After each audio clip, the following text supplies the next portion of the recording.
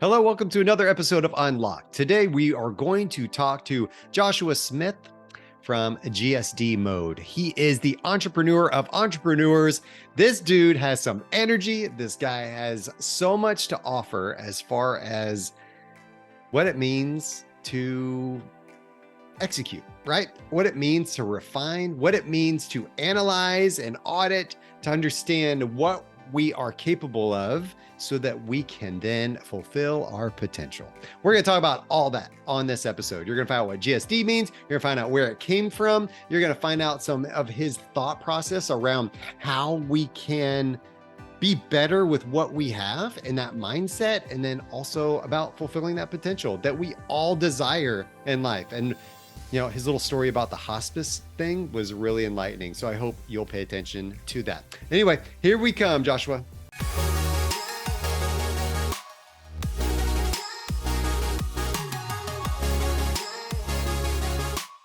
Joshua, so good, man. So good to have you. It's going to be awesome. Yeah, no, I'm stoked, man. I'm honored, man. I'm excited for this. Thank you for having me. Okay, well, let's go. We're going to start off because I want to hear about this whole GSD thing that you created. So you've created, now you have your hand in 7 different functions, businesses, products, things that you've developed and that you've been involved with. But it's all around this idea of GSD, right? Like where did that come from? How did that even come into play? Yeah, it was, I jumped into the business world when I was 23. I dropped out of college, had a lot of confusion, didn't know what I want to do with myself. And just business seemed to be the only path for me. I think a lot of business owners go through that where they kind of, have that feeling of being unemployable. And I look at entrepreneurship as almost like the last version of being a rebel that exists out there, where you can still do, takes a lot of work, but you can create a life that allows the autonomy that you want to have. And, so I went down that path. And my first business, though, it took me 8 years to build it to the point where I was able to step completely out of operations, and have it where it's I look at a business as, okay, I can disappear for 6 months or 12 months, but I built this machine that can continue to operate without my day-to-day involvement. And that has always been my goal with the businesses that I, jump into. And, it took me 8 years to do that with my first business. And, but, so now I'm used to working 80 hours a week to now not really working at all. And I was just bored, I'm like, what, and I had all this guilt going on. I'm like, what am I going to do with myself? And, but at that time I had, being asked to be on a lot of podcasts, radio shows, a guest speaker at a lot of conferences. And, I was really attracted to the podcast model just because I'm a lifelong student, man. I love to learn, love to gain knowledge. So I was always binging different podcasts, and I was like, man, I'd like to go do that. And then that came up with well, what do I call the podcast? What do we turn this into? And I didn't want to have it where it was something around me. I wanted to have it where you could make it bigger than that. And I always think about long-term exit strategies, sellable brands, all of that. But that's how it started, man. And it became, just started off as a podcast, just to put out that message of getting shit done, which is what GSD stands for, just get shit done. I know it's kind of goofy, kind of simplistic. I was a little nervous actually about launching it. Just because of in the professional world, okay, are people going to be turned off, by the name, whatever it may be. And, but at that time too, I was like, man, I want to do something that's authentic to me, that I can just be myself. I don't need to put on this mask, because for 8 years prior to that, I had to wear a 3-piece suit every day. I had to suit up. I had to do, which is okay. I'll play the part that I need to play. But, it started off as just being kind of a fun project. And that's how it began, man. And the podcast is, niche specific to the niche that I'm in. Most of the businesses that I do is real estate, as well as some health and fitness stuff. But that's what we just focus on, man, is just, people going out there and I guess reaching their full potential, if you will, trying to, forge themselves into operating at their, best version of themselves. And, it's expanded, man. It's crazy. I've got, I have people that shoot me pictures that get the GSD mode tattoo on them. I've, Hold up. What did you just say? So people have gotten the GSD mode tattoo? Yeah, I feel a little guilty because I not removable either, right? Right. Yeah, man. So, it's turned into, a pretty big, not just a podcast, but it's turned into a movement and an apparel line and, some other things. So it's been a fun venture, man. But at the end of the day, it's really just, the core value that I live by, that I operate by, that I run my businesses by, which is just, get shit done. Life's free. So you guys and Harley Davidson people are getting tattoos of you. So, I can't put my, so on that same level, but maybe someday, right? But yeah, it's, maybe you're almost there. You're getting there, man. You're getting there. So that's epic. That's really cool. So tell me then about, so this fulfilling that potential, right? And that ability for entrepreneurs or any of us in our own right to grab onto that, because I've noticed that that's ultimately where people start to feel that sense of being unlocked, right? Is like, where was your transition from feeling caged in, feeling like I have to be in this box, right? To feeling like the door's been opened. I feel unlocked personally to where now I can fly. Yeah, man. And I think, from my own personal experience, just from observations, that so many people suffer with this today. There's so many people that are just demoralized in life. And, they're thinking that, okay, we got to fit this certain mold over here. Even though, they're feeling that massive cognitive dissonance internally and they feel like something's off. And I had some painful moments that led me to, just saying, screw it, dude, I'm just going to go down this path. But, from an early age, I kind of felt it, man. It was like, I mean, I'm 41. So, I grew up in a small town and it was, okay, you go to high school, you go to college, like you just, you do the steps. And, I started going down that path, but I was like, man, it just didn't feel right, and then, so I ended up dropping out of college. And then in my early 20s, I just got massively depressed. And without going deep into the backstory, essentially, I mean, it was just, I was allowing myself to play the victim card, blaming everybody else for how shitty my life had turned out at that point, and just being so unhappy with my life. But, got to a point where it's like, man, I couldn't make it till noon without starting to crack open beers. And, next thing you know, I'm, just not taking care of my body, not taking care of my mind. I'm almost 300 pounds at that point. Again, I became severely depressed, dude, allowed myself to become severely depressed. And to the point I'm thinking about committing suicide each and every day. My low moment was, I planned it out. I was going to execute on it. And it just scared the hell out of me, man. I was like, well, before I actually go deeper down this path, let me just figure something else out, see if there's another path. Because I never really at that point tried to go out there and seek fulfillment. So I'm like, okay, well, if I'm really serious about this, I know I got to make this a lifelong thing because I don't want to experience this pain again. I had to figure out what fulfillment meant and how to go out there and define that. And honestly, at the time, I didn't know what fulfillment meant for me. But I just made a list of the things I hated about myself or my situation. And I was like, okay, well, I hate being, almost 300 pounds, morbidly obese, barely able to get up a flight of stairs, hating my body. Now, to put some context to that, I was in great shape as a kid, man. I wrestled. My father owned health clubs. I competed in bodybuilding in high school. So I went from this one extreme to this other extreme, so I'm like, okay, I'm fed up with that aspect of my life. And I was also fed up of being broke. I was making $10 an hour as a nurse's aide at a hospital, working on the hospice floor. And it was just like, man, I just was sick of being broke and I was sick and tired of being overweight. So I'm like, let me just go solve those two problems. And I think that will help me leading to fulfillment. And what was crazy about it, what was cool about it is, as soon as I got clarity on that and I started taking the right moves, it wasn't like it took me to lose 100 pounds before I became fulfilled. It wasn't that it took me from, going from making $10 an hour to making, 7-8+ figures before I got fulfilled. It was almost instantaneous, and I truly believe, just from my own personal experiences, we've got this potential up here that, whether it's subconscious or consciously, that we know we are capable of creating, but we are allowing ourselves to operate way down here. So it's this gap, and it's this gap that at least for me, created all this pain. And it wasn't closing the gap that removed the pain. It was just knowing each and every day that I was growing and expanding and doing something about narrowing that gap.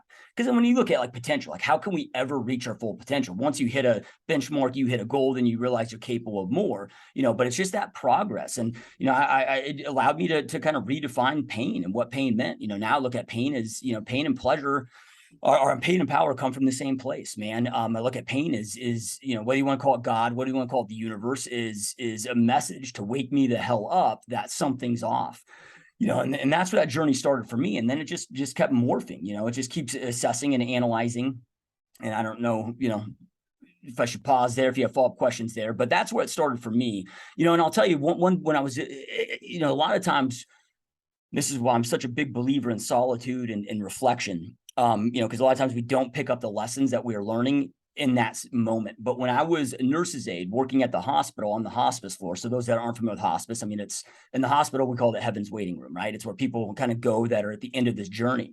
And I did that for 2 years. And my job as a nurse's aide was just to hang out with these patients, keep them comfortable. And, so I got to know a lot of these patients, over those 2-year periods. And I don't know if it was because I was in my early 20s or if it was, because I gain a relationship with them, but I wasn't a friend. I wasn't a family member per se, so they could be open and honest with me. But I had so many conversations with human beings at the end of this journey, and I wasn't keeping a tally at the time, but hundreds, if not thousands, after 2 years of doing that, sometimes in there for 2 hours, sometimes in there for 3 months, right? In the hospice. But I can tell you one thing that, stuck with me, and the power of that situation didn't come full circle until I started to seek fulfillment after the fact, but during that experience, it was like every one of those conversations, every single person had this massive shoulda, woulda, coulda list. And you could just see the pain in their eyes. And it was all over the place. Hey, wish I would have went after, my dream career, that dream business, but I settled to, whatever, to play it safe, for whatever.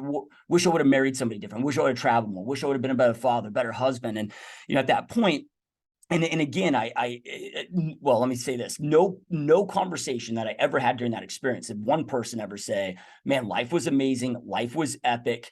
Yeah, I did everything I could to make this life amazing. Whatever that next journey is, I'm ready for it. Like there's none of that. It was just shoulda, woulda, coulda, pain, pain, pain, pain, pain. So then as I was seeking fulfillment, I'm like, well, how do I define that? And then I started reflecting on that journey, and I'm like, well, that's the ultimate scoreboard, right? Like people always talk about, oh, like I'll ask people like, what are you up to? Oh, just living the best life. I'm like, well, what's your best life? Like, what does that mean? People want happiness. So I want to just be happy, but they don't define what happiness is.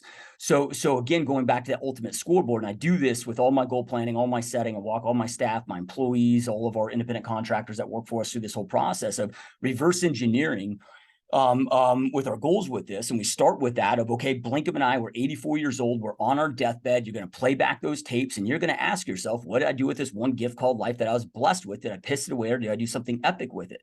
Well, if it's going to be something epic, which I hope we all want to answer that question in the right way, well, what does that mean? How you clearly defining, how do I want that ultimate conversation to go at the end of this journey? Because it's the only guarantee that we have is that death is like life is finite. Like the only promise that we have is we are all going to die, right? So, okay, at the end of this whole damn thing, what must happen so I can almost minimize the amount of regrets that I have. So then that way I can go out there and say, hey, man, maybe I didn't accomplish all my dreams, goals, and visions, but dude, I got on the field, I played ball, I did everything. I wasn't a spectator. I did everything I possibly could to go out there and make this journey epic. So, and throughout each year of my life, that's changed. I have 3 kids now. Well, before I had kids, that conversation was different that I need to have. Now it's okay. It's included kids, so I have clarity on when I'm having that conversation, what type of relationship I want to have with my kids, with my wife, with all my businesses, the impact, the legacy. So then that way, when this damn thing ends, I can die without a heavy heart of regret. And then, then I just reverse engineer that all the way through. So, going through that experience was the big wake up moment for me, that's just, I guess, put me on this GSD mode journey, if you will. That's epic, man. I love it. I love it. So what stops people from doing that, you think? Like what's this block that we all have on our brains that, causes us to wait, and then before we know it, we're on that deathbed, we're in hospice, we're sitting there saying, oh, I wish I would have done that. Or oh, I wish I would have said this to that person. I wish I would have had a better relationship. I wish I would, and those things, right? It's not like I wish I would have been better at spreadsheets, like that's generally not the thing people are saying, right? And so, but it's there's something there that's blocking us from not having that moment, because a lot of people, as you said, had that moment of too many regrets. We're all going to have some kind of regret, right? I'm not even going to get away from that. I'm not getting a no regrets tattoo, that's for sure. Right.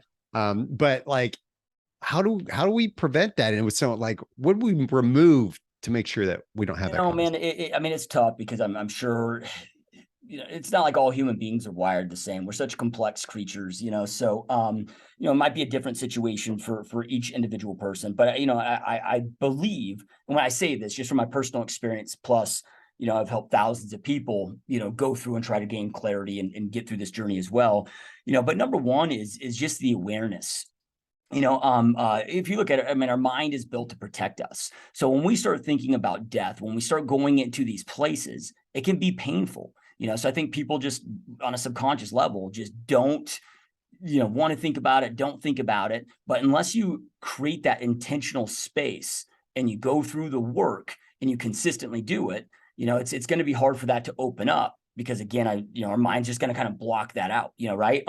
Then from there, first step is just awareness. And, it's like more people today spend more time designing their grocery list than they do their life plan. They'll spend more time designing Christmas Day than they do their life plan. So no wonder 99% of human beings get to the end of this life with that massive list of regret, with this, and to your point, like, yeah, we're all like, dude, I've made 1,000 freaking mistakes. There's shit that, but those big rocks, like I know that I will not die. I leave this planet fulfilled if I was a terrible father, an absent father, right?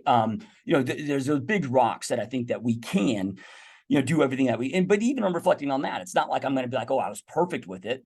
I know I'm a flawed human being, but I kept trying to improve, get better, learn, grow, plan, reflect, grow, execute, all of those different things. So, having that intentionality, but then from there, so many people are delusional about time. So when you talked about weight, I mean, most people just don't have the awareness of it. So they don't even know what they want to create. But then those that do, let's just say you got somebody that knows that they want to, I don't know, have a great body or go out there and make more money. And they've spent the time to at least have the awareness. Why most people end up waiting and putting things off. And again, when I say this, I don't want to, it could be different for everybody. I'm just going through my own experience with this. Not saying that this is the end all be all answer for everybody, but I think most are delusional when it comes to time. Thinking that, oh, I got all this time available. Well, time flies by. One thing that I do is we do a lifetime study exercise. So we'll take the year 84 or 84 years old, which is the average age that the average human being lives in a developed country. I know it's slightly declined in recent years, but historically, or when I first came up with this about a decade ago, that's what it was. So take 84 minus your current age, right? Okay, well then from there you got these years left. So if I look at that for myself, if I'm blessed to live the average age of the average human being, okay, well I got 43 years left on this planet. Well, that sounds like a lot of time, right? But I mean, I'm 41. I know how fast this time has just flown by already. But then when I do the math and I start crunching it down, so then I break this down into months. So then if I multiply that out into months and you realize, okay, I got 519 months left. And each month that you're that age, and so we do this, and we have all of our staff go through this, and all of our people go through this, where each month we're reducing that. So okay, next month will be 518, then it'll be 517, then it'll be 516. It puts it into perspective because and like I'll ask people, I'm like, do you honor your life more than money? And people say always, no, I honor my life more than money. I'm like, all right, well, if you had $519 left in your bank account, you'd probably be watching where every single dollar went. You'd probably be freaking out. You'd probably you'd be extremely intentional with that. But if you only had 519 months left, like, why aren't you intentional with that? Like, we know, I mean, here it is, almost Halloween. It's like October, boom, done, gone. Then you got November, Thanksgiving, boom, done, gone. Then you got, December, Christmas, and then now we're in 2023, right? It's like these months just fly off the calendar, so, for me, it's creating that urgency with the understanding that time is finite, time is brief. And that's just a model that we've done and we've created for it, for all of our people inside of our organization. And that I follow that seems to create that fire, because again, man, it's urgency, dude. That's so cool. Yeah, I think that there's a this whole perception of time is really you're right on, right? Because John Acuff, he talks a little bit about that thing. It's like, hey, it took you, when he talks about goal setting and things like that, it's like, so it took you, how many years did it take you to gain that weight, right? Months or years. And then how long did you spend getting rid of it? And then got frustrated because, 3 months in, you hadn't lost all that weight yet, right? And it's just our perception of the reward versus the work that we're willing to put into that, and understanding that whole concept of of time. And then also the fighting the battle of the, well, I don't have time for that, right? Or Cop out. and turning over all of their power to something else, right? And saying, well, without understanding, and there was another book, gosh, I can't remember what it was. The Big Leap, maybe. When I read that, it was just all this idea about, are we, we are the source of our time, right? We can choose what to do with that time, and what decisions are you making? Are you empowering yourself to do something proactive with that time, or not so much? Because whether I tell my son, no, I don't have time to play football with you right now, but if he came in and said, hey dad, a nail just went through my foot, you better believe I'm just going to jump over and like help him right now, right? So I do have time for it. I'm just choosing something else over that thing. Yeah, So, again, man, people are so delusional with it. Like everybody has enough time. I mean, us to complain about not having enough time is like a fish complaining they don't have enough water. I mean, we're just amongst time, and but then it comes down to choice management, to your point. But it just, again, it comes down to that intentionality. So I mean, we have our daily planning process that we go through. So it's a 6-page planner that we go through. Half of it's for planning, the other half's for our daily reflection that we walk over people through to make sure that they're intentional, make sure that they're maximum productivity, which is a big issue in the business world today. But we want our people to operating from that max productivity. But it's like we start off, and again, I'm a big, and it's just I kind of have this engineer mind, if you will. But I break everything down into models, man. Like there's a process, a system, and a model, a framework for everything. So, because that's a common thing that when people are not hitting their goals within our organization, the number one thing that I hear back from them is I don't have enough time. So this is a big issue that we're trying to get them to solve. So then we just do a weekly time study. Okay, well, there's 168 hours in a week. Let's break this down. 168 hours in a week. Okay, well, how many hours do you need to sleep on a weekly basis? How many hours are you committed to working on a weekly basis? How many hours, any other non-negotiables for you to show up as the best version of yourself? Maybe it's okay, I'm going to work out 5 hours a week. When you do the math, like the average person ends up having 60, 70 hours left over on a weekly basis. So then from there, like on our daily planner, I mean, we have a 24-hour calendar built out in 15-minute increments. And we do a daily reflection based on our schedule, so we can sit there and see how that time allocation is going, where that wasted time is, because I truly believe that we can accomplish the things that we want to accomplish in life. And now this whole persona with all these online gurus is that, oh, you can have it all. With that, I believe that we can have it all in the things that matter most to us, if we are extremely intentional with our time. Like, obviously, I can't read all the books, but I can pick the most important books that will make the biggest impact and maybe knock out those in my lifetime, right? So just that intentionality, man. And then from there, but most people, when I ask that question, I'm bitching about time. I'm like, well, how many hours are there in a week? They don't even know. I'm like, well, how can you complain about something that you don't know how much you have available to you? But those that are really strict with their daily planning, daily reflection, and intentional, I don't know one of them that has a time issue. Yeah, and I heard about that too. Somebody else was talking about that on a podcast I was listening to, where we all know this 40-hour week thing, right? We all know about this 40-hour work week, but how many hours do you have in the total week? Not many people. It's not a very common thing. Like, but we, 24 hours a day, 7 days a week, 365 days a year. Like, we've got these numbers, but that number that was a 168, right? And I'm trying to reflect, right?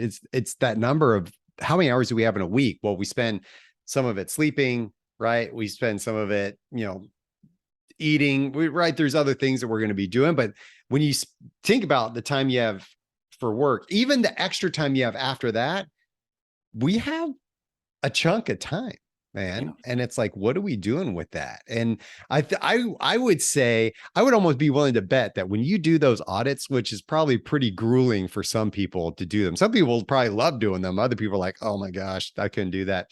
But I'll bet you there's some huge aha moments that come out of that. Yeah, there is. Yeah, because what we'll do is, and we recommend this. Well, I mean, try to get people to do this on a daily basis, because with our reflection process, it's almost impossible not to do this on a daily basis. But worst case, every 6 months, you do a 2-week schedule. So you're again, 24-hour calendar, 15-minute increments, meaning that you're logging your time every 15 minutes. Now, obviously, you're maybe in a 3-hour meeting and you go back. It's not like you got to put a timer to log every 15 minutes, but then from not even thinking about what you're doing, because you don't want to adjust your schedule. No different than if I'm helping somebody lose weight, it's like, well, I need to know what your current behaviors are. So, I want to keep a week or 2 week food journal on you with your, so don't, if you're going to eat if you normally would eat the Snickers, don't not eat the Snickers just because I'm going to see that. Like, whatever your normal behavior is, record it. Same thing if somebody's in debt. It's like, okay, well, we got to know where all your pennies are going out, what's coming in, so we're going to track all of this data, so then from there for 2 straight weeks, just recording that. And then at the end of that, really do a deep dive and reflection. Like, what is wasted time? So, we go through each two main questions every single day, but we're asking ourselves, okay, what got on my calendar or within my to-do task? So what took up my time on a daily basis that wasn't in alignment with my main goals? Right? Because then that's just wasted time, right? So we're able to, then it's elimination. Are we starting with elimination? Then from there, with the things that got on our calendar, got on our to-do list, that were getting us one step closer to our goals, how with those things can we become more effective and more efficient? And doing this on the last thing that we do in our business a day is we spend about 20 minutes reflecting on that day of execution, and then we plan out the next day. But then that allows it, while it's fresh, how can I get better? I'm just telling all of our people, man, just like dealing in seconds, man. Like, don't think about, oh, well, that only takes a minute. Well, if you get involved with, 100 tasks a day that only take a minute, that that adds up to, days, if not months out of your life over time. Right. So, just that intentionality, man. And yeah, it's mind opening, man. It really is. But, again, it comes down to that intentionality, that awareness and being intentional, dude. You got to know what you want so you can know how to allocate your time. Because if you look at like, what is success? Success is just the daily right choices made each and every day, all throughout the day, that compound over time. The issue is those decisions in the moment can seem so insignificant because they're little. However, as those compound over time, they become the only thing of significance. Did you eat the kale chicken salad and drink the water, or did you have the double bacon cheeseburger and the Dr. Pepper for lunch? Like, all of those little minute decisions, day by day, all throughout the day, are what compound and add up. So many people, when it comes to success, are looking for that one big monumental thing. No, dude, it's just those daily decisions, one after another, that compound over time. But how do you know if you're making the right decision or the wrong decision? Because failure is just the opposite, right? It's just small, tiny errors in judgment. I'm just stealing Jim Rohn's definitions, but how do you know if you're making the right decision or wrong decision if you're not extremely clear on what your goals are? And I see this too in the business world, man. And a lot of my, friends that are entrepreneurs that will come to me, and like, I'll go in, I'll be speaking to their admin staff or whatever. And a lot of their teammates don't know if they're winning on a daily basis. They don't know what winning even looks like. It's like, okay, well, I got to know what this looks like, not just from a business aspect, but I want to know personally from a health aspect, to my family, all the things that are important to me in my life. I'm going to set these concrete goals. So then that way I can plan accordingly and make those right decisions. What is interesting about what you said is, these little successes are this accumulation of good decisions and things that we're doing to make progress. I think it's important also to note here that, hey, because you decided to eat the cheeseburger and the Dr. Pepper instead of the kale salad and the water, doesn't mean you are a failure, right? I think it's giving ourselves grace to say, hey, you know what? I did eat that. I'm not going to beat myself up about it. Now, if I eat it for the next 30 days, something needs to, like, that's a problem, right? And I think it goes into the idea of, about atomic habits, right? And that idea. And it sounds like you, as a production machine, hence GSD, right? Is how do you live this to the point where it helps to unlock that potential and that fulfillment? So how do you use this method, this idea, this way of thinking to then help others find fulfillment? Yeah. So, and you brought up a really important point. I was doing a radio interview recently with Inc. magazine, and the interview was like, man, you just sound like a freak, like a robot. And I'm like, well, you got to remember, I've been, on this success journey, if you will, for 18 years. So it's, but with that being said, I still have many errors in judgment, many flaws. We're all human beings. I got limited willpower. I've, just like everybody else, my job isn't perfection. I believe that perfection is a hologram that doesn't exist. I'm just trying to improve and get better, so then on our daily reflection that we go through, because we have our reflection questions. And then if we didn't hit those benchmarks, there's two other questions that we ask ourselves in our daily reflections is, one is, okay, if those that matter to you most in your life, that rely on you to provide for them, if they shadowed you all day today, they were a fly on the wall and shadowed you all day today, would they be proud of your performance?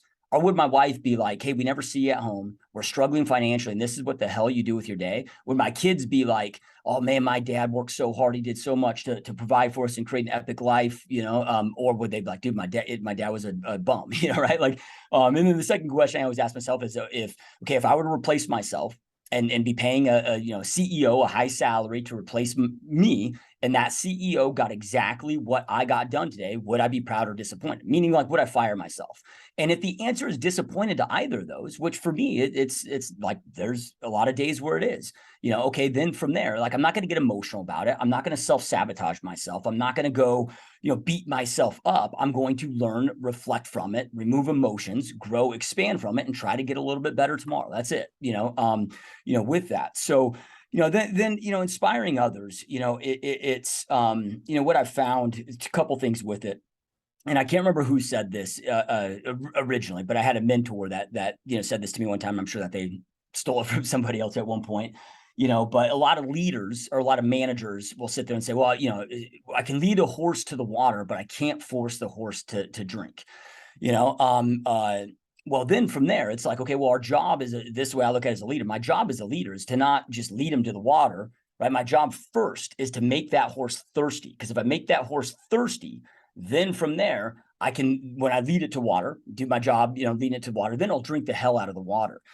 So how do we do that? Number one is leading by example, man. I'm just, I get asked so many times, so many different leadership questions, culture questions. And to be honest with you, I don't even really think about it that much. It's not even something that I like. To me, I know that I got to be putting in the work, and through the work that I put in, hopefully that then inspires others. I got to be congruent with my core values that I operate by. If I have certain visions and beliefs, well, I got to be carrying that flag heavier and more so than anybody and everybody else in the organization. So if I have these things that are important to me, okay, I got to be leading by example, right? And showing up and doing that and demonstrating that to those, whether they're, because I've got a coaching company with, thousands of coaching clients as well, entrepreneurs throughout the country. So, whatever it is, whether it's, my direct employees or clients, from that aspect, leading by example and putting that out there. But then from there, just like we talked about earlier, man, it's also, just demonstrating the process to them. It's so like with every one of our employees, every one of our independent contractors, even every one of our clients, man, we walk them through this process. We take the time to find out, I'm not just setting business goals. Like I'm sitting there trying to identify what's important to you in life. Like, I understand and get that people don't necessarily live to work. They work so they can go out there and live. So identifying, walking them through this I think the greatest gift that, I can ever give anybody inside any of my organizations is the gift of clarity, because it all starts there, man. Without definiteness of purpose, like there's nothing else, right? Definiteness of purpose. So stealing Napoleon Hill's coin term there. So call that clarity is power, man. It's the most important element. And then from there, if I can, help them then craft a plan to help them go out there and get that clarity. So like last month we did all of our, and again, this is all of our independent contractors, all of our staff, all of our, everybody inside the organization, we spent a whole day going through and doing our 2023 planning goal setting sessions. And through that, it's not just setting business goals, like we have our business goals, but then what are your other, like, what are your goals with your family? What are your vacation goals? What are all of these, what are your health goals? What are, like, what does this look like? What do you want out of your life? Right. And then this next month's meeting, we're going to do a vision board meeting. Where we put together a vision board, and everybody will have about 10 minutes to come up in front of that room and just explain what it is and what's important to them. And then everybody inside of our organization puts that vision board above their computer at their workstation, so it's there. Now, it keeps it front of mind for them to keep them, in alignment with what's important, but also for me, like, I'm able to see what's important to them, what drives them, and connect with them on a deeper level than just making this about business.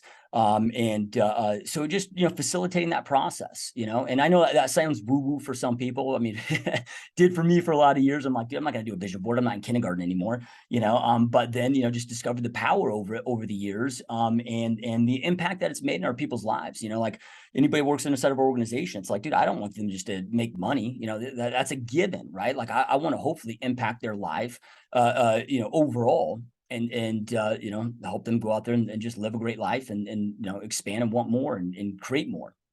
That's powerful. And for them to feel like you are authentic in the delivery of that is really important, right? And I asked you earlier about how does this stuff help them feel like they're living a fulfilled life or feeling fulfilled in whatever they're looking and doing.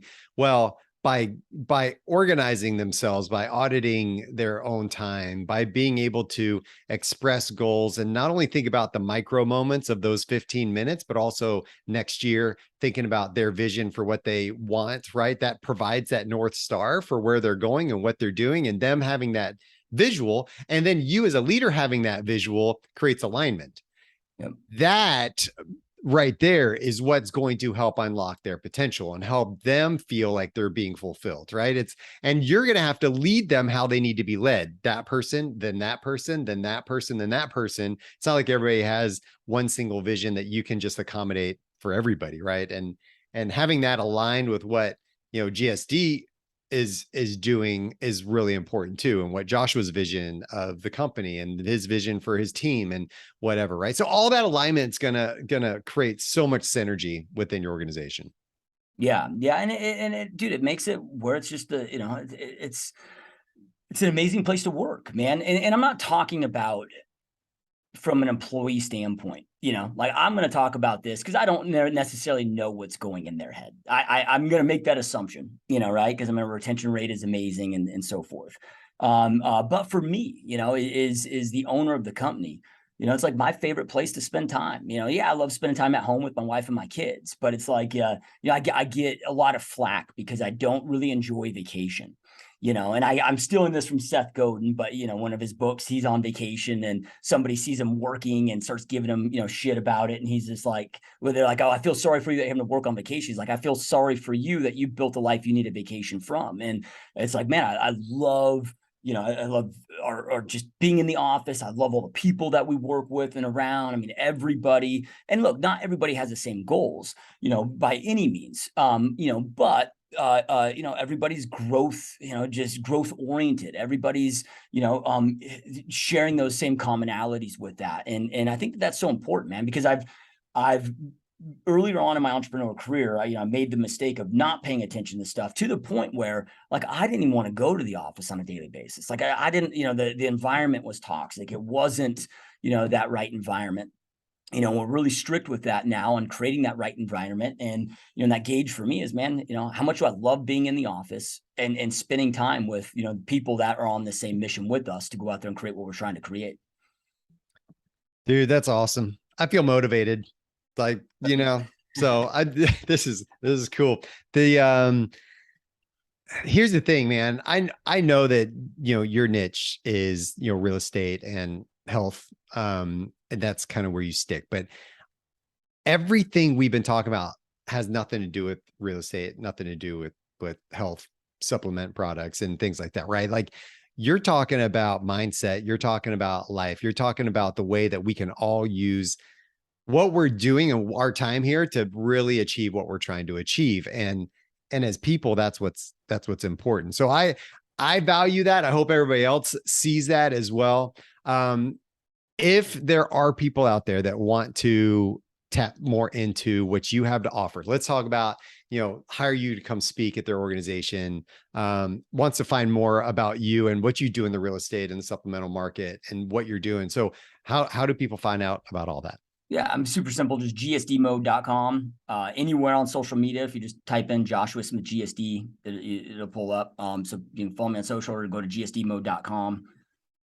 Okay. So Joshua Smith, I would assume there's a lot of Joshua Smiths out there in the world. You think? So yeah, there it is, man. But yeah, if you just, so I said, all my handles are pretty much Joshua Smith GSD, or if you just go to gsdmode.com, that's kind of the hub that, wherever you watch or listen to podcasts, you can check that out. And yeah, I mean, with our podcast, we're very real estate niche specific because that's our clientele for the most part, but, we bring on a lot of other entrepreneurs and outside of the bit, because to your point, I mean, it's all the same, man. I've got, over the years, if you look at everything, I mean, I've started, 13 different companies and some of those I've, had some pretty good successful exits from, but everything from software to, the healthcare industry, concierge medicine to, and it's all the same process. The product's interchangeable, but it's just, how well can you go out there and set the vision, set the mission, and then organize an amazing team together to go out there and push this thing through. And yeah, of course there's strategy, there's all these other things, but the product itself is pretty interchangeable. Okay. Solid.